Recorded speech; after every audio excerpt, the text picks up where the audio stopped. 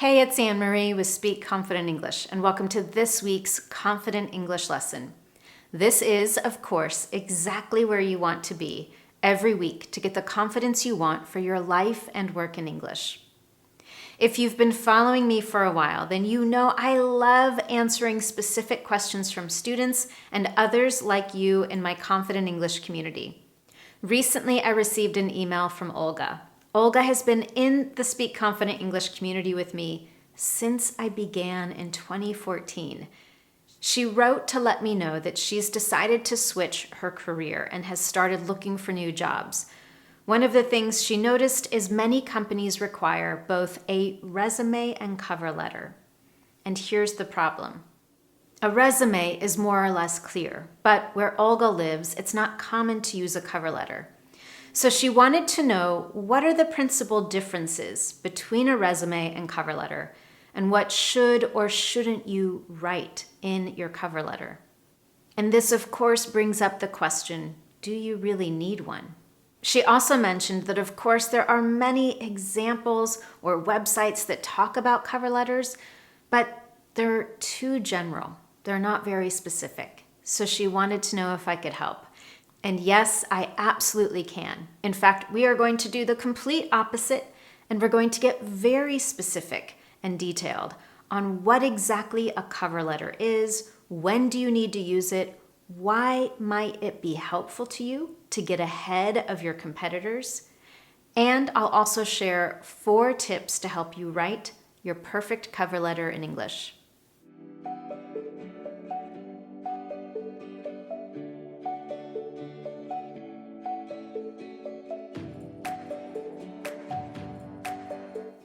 All right, before we can talk about how to write the perfect cover letter in English, there are 3 big questions we need to answer. Number 1, when do you need a cover letter? Number 2, why might it be useful to you to write a cover letter even if it's not required? And number 3, how is it different from a resume? Once we've got all of that figured out, we can get into 4 steps for writing a perfect cover letter in English. So question number 1, when do you need one? Well, of course, anytime a job description says, send us your resume and cover letter, make sure that you absolutely include a resume and cover letter. If you don't, if you skip that step, your resume will not be considered. And if a job description specifically says to not send a cover letter, then don't. The first step is being very clear about what the company is asking you to send and follow those instructions. But what if the company doesn't say anything about writing a cover letter? Should you use one? Here are a couple of things to think about that might help you decide why you might want to use one. Number 1, did someone refer you for this position? In other words, do you know someone already working for the company, or do you have some connection to the hiring manager?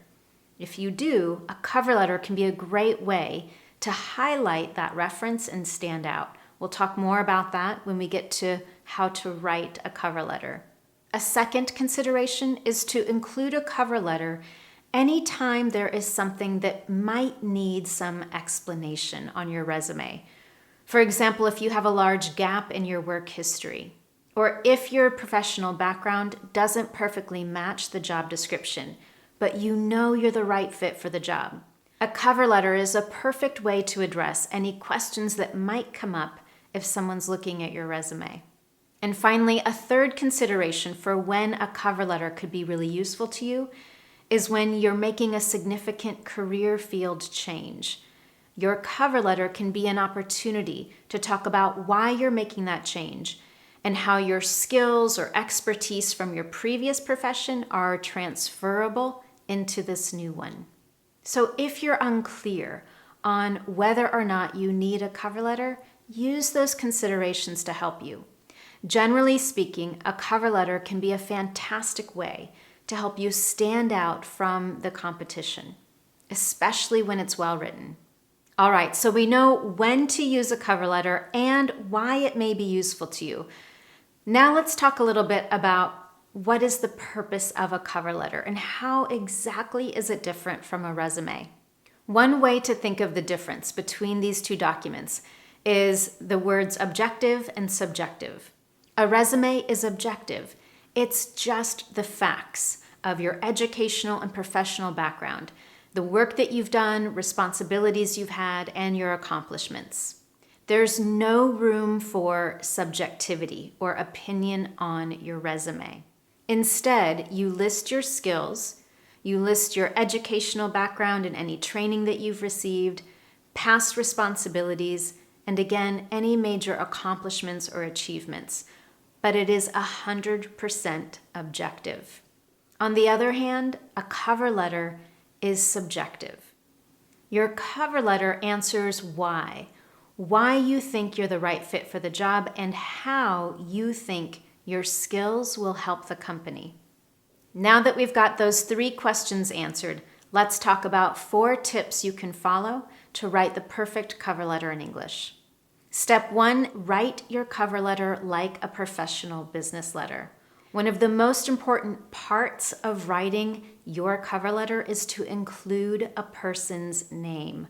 Do your homework in advance, and as much as you can, try to find the first and last name of the person you're writing to. At all costs, avoid to whom it may concern, and make sure that you don't use the wrong title. A little bit of research will usually lead you to the right person who's going to review your cover letter and resume. Use their name. And if you absolutely can't find it, then you could use something like Dear Hiring Manager or Dear Hiring Officer. Step number 2 is do make your cover letter conversational in tone. A resume is very impersonal. We don't use pronouns like I or you. Instead, we focus on leading with power words. This is something I talk a lot about in my Confident Job Interviews course. On a resume, you'll see something like, led a team of 14 on an award-winning project. In contrast, your cover letter will be very personal and conversational.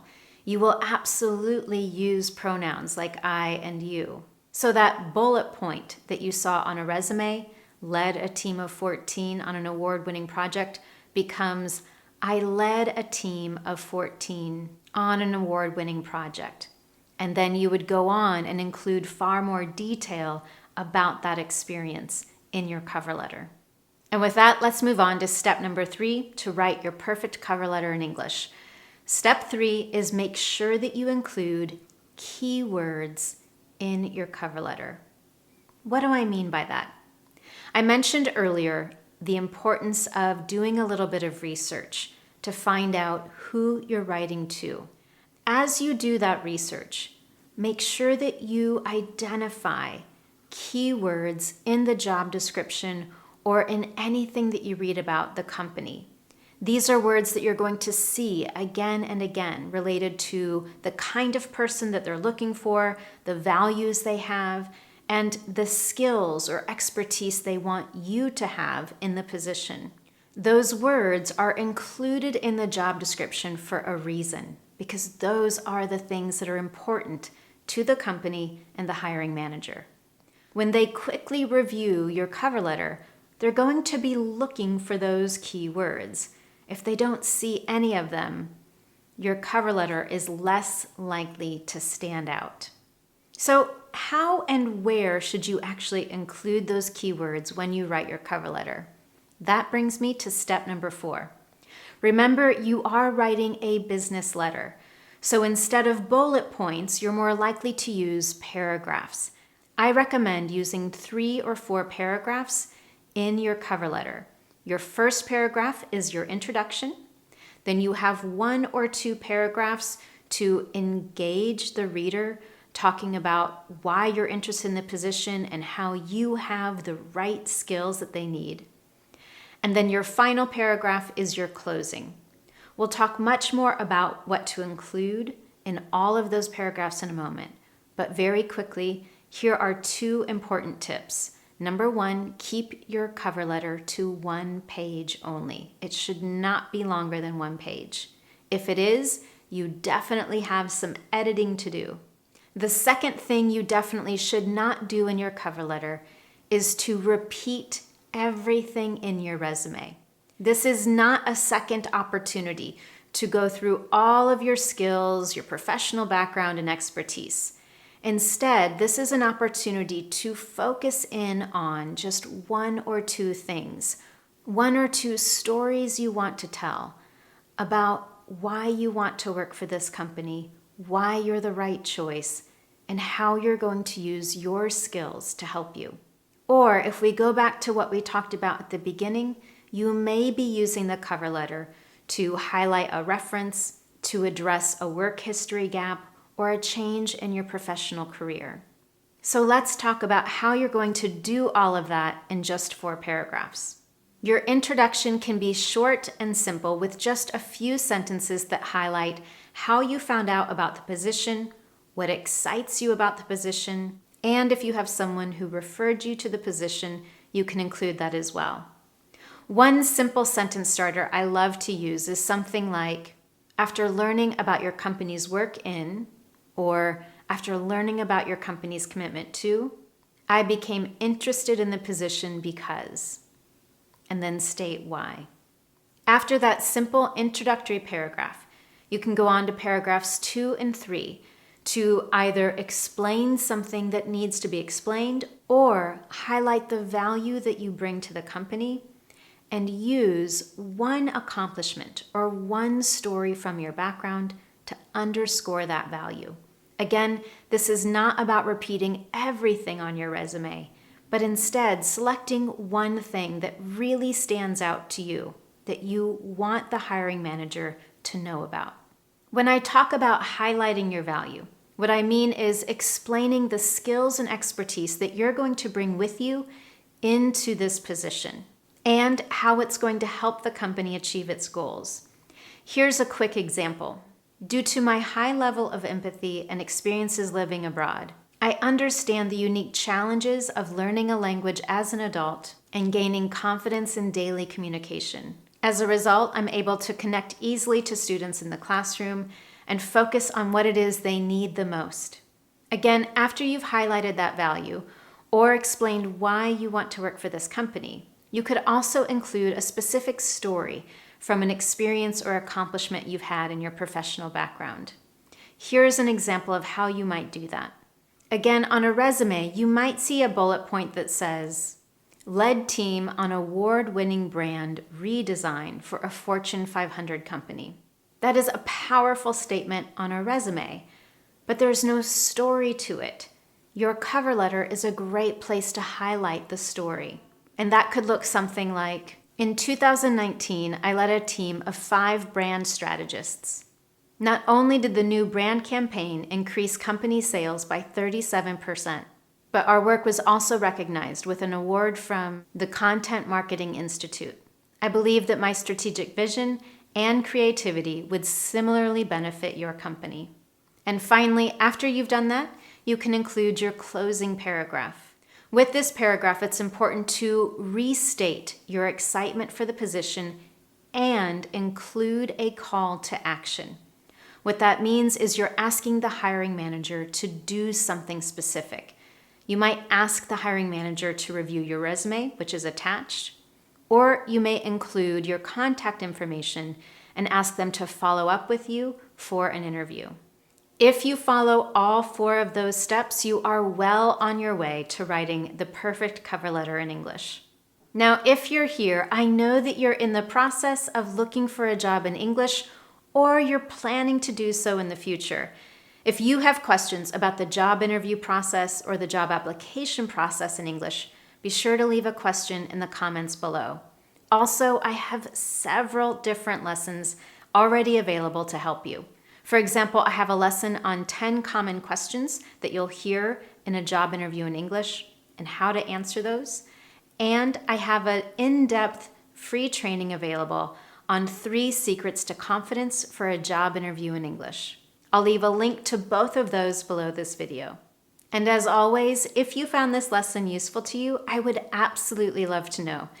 You can tell me in 2 simple ways. Number 1, give this lesson a thumbs up here on YouTube. And number 2, subscribe to this channel so you never miss one of my Confident English lessons. With that, have a wonderful week, and I'll see you next time.